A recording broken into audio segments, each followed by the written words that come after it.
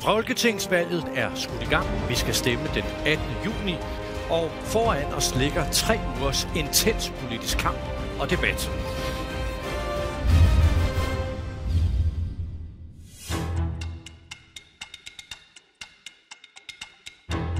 Morten Østergaard, uddannelse. Hvad siger du til det? Jeg siger, at der er ikke næppe noget, der er optaget den regering, vi har været en del af mere. Det er alle mennesker. Det er ikke sådan, at det er de kæmpe det må du lige om et øjeblik. Uffe Elbæk. Nej, men altså egentlig, så vil jeg sige, føre diskussionen tilbage til noget af det, Anders han sagde.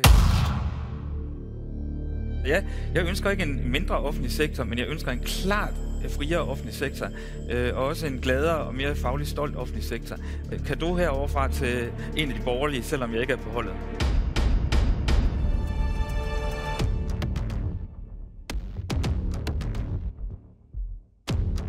Det er man ved at respektere. Sejt gået. Venstrefløjen har jo altid været meget sådan, personerne spiller ingen rolle. Det er politikken, der er det afgørende. Det er jeg ikke enig i.